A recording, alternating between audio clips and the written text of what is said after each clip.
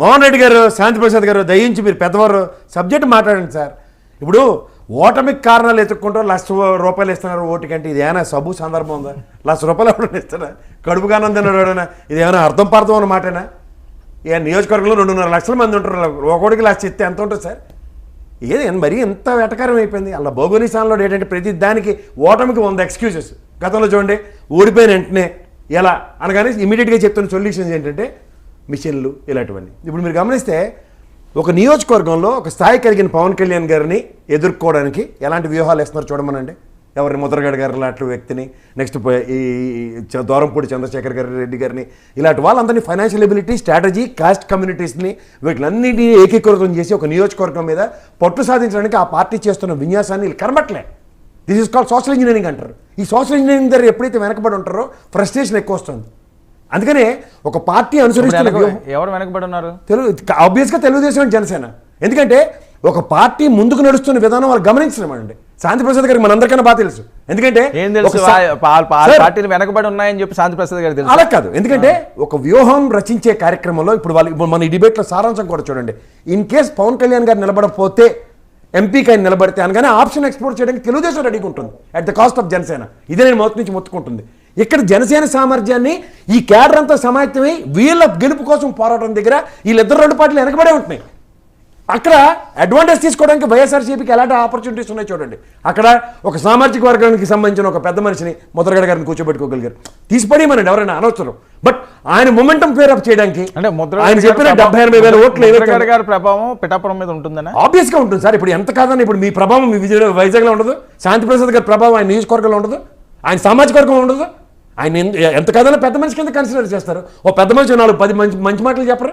ఇక్కడ ఈ పెద్ద మనిషి రీప్లేస్మెంట్ ఏదంట? అక్కడ మళ్ళీ పవన్ కళ్యాణ్ గారి పని ఒక ఎంపీగా నిలబడుతూ ఎమ్మెల్యేకి పెద్ద మనిషిగా నిలబడదామన్నా ఈ తెలుగుదేశం సహాయ నిరాకరణ ఉద్యమం ఇది చెప్పనండి దానికి. ఇక్కడ సోషల్ ఇంజనీరింగ్ చేస్తున్న వైఎస్ఆర్సీపీని ఎదుర్కోవడానికి వీళ్ళ దగ్గర స్ట్రాటజీస్ లేవు. నిన్న దాకా హరిరామ్ జోగి గారిని కానీ లేదా ముద్రగడ గారు కానీ ఒక ఆప్షన్ ఎక్స్ప్లోర్ చేస్తూ ఓ పెద్ద మనుషులుగా ఉభయ గోదావరి జిల్లాలో నిలుపుకునే స్థాయిని చేజేట్లరా తెలుగుదేశం పరంగా చూసుకుంటే వాళ్ళిద్దరూ వదులుకోవాల్సి వచ్చింది. వాళ్ళిద్దరూ సైద్ధాంతికంగా తెలుగుదేశాన్ని విభేదిస్తారు. కాబట్టి ఇక్కడ ఆ డొలతనం, తెలియనితనం, ఆ అమాయకత్వం మొత్తం అంతా జనసేనకి నెత్తికి వస్తుంది. ఇప్పుడు సామాజిక వర్గం ఎంత కాదన్నా కన్సల్టేటివ్గా పడే దగ్గర డివైడ్ అండ్ రూల్, ఆ ఆవులు కథ ఒకటి ఉంటుంది చూడండి. పుల్లు ఎదుర్కొనే నేపథ్యంలో 4 ఆవులు విడిగా ఉన్నప్పుడు ఏం సాధించగలుగుతాయి? ఇక్కడ దీనికి ఎంతో ముందు నుంచి ఎలక్షన్ ఇంజనీరింగ్ కావాలి. ఇక్కడ ఆల్రెడీ జెడ్పీటీసీ, ఎంపీటీసీ ఎలక్షన్లోనే ఒక త్రిముఖ వ్యూహంతో వైఎస్ఆర్సీపీ సక్సెస్ మొత్తం రాష్ట్ర వ్యాప్తంగా చూపిస్తుంది. అక్కడ వీళ్ళ డొల్లతనం, వెనకబడతానని కవర్ చేసుకోవడానికి ఆ రోజు పోరాటంలో నిశ్చితంగా జనసేన చేసేట్లను వదిలేశారు ముందుకి. అప్పుడు కూడా వాళ్ళ దగ్గర 20-24% ఓటు కన్సల్టేట్ చేసుకోగలిగింది. అక్కడి నుంచి వాళ్ళు సోషల్ ఇంజనీరింగ్ వాళ్ళకి వెసులుబాటు ఇవ్వకుండా ఈ తెలుగుదేశం ఓటు బ్యాంక్ గండిపడిందని చెప్పి ఇవాళ ఇటు పడి తిప్పి జనసేనకి మళ్ళీ వివక్షకి గురి చేస్తున్నారు. ఈ స్ట్రాటజీలు గమనించట్లే వాళ్ళు. ఇక్కడేమవుతుంది, నీది కాంతి తక్కువ గ్యారెంటీగా అవుతుంది. అదే వాళ్ళ ముద్రగడ గారు ఆప్షన్ ఎక్స్ప్లోర్ అయింది. ఓకే, శాంతి ప్రసాద్ గారు అయితే ఎన్నాళ్ళు గమ్మునున్న ఆయన రాజకీయ నేపథ్యంలో ఇవాళ రాజకీయ పార్టీ పరంగా ఎందుకు వచ్చాడండి ఆయన? మీరు గమనిస్తున్నారా?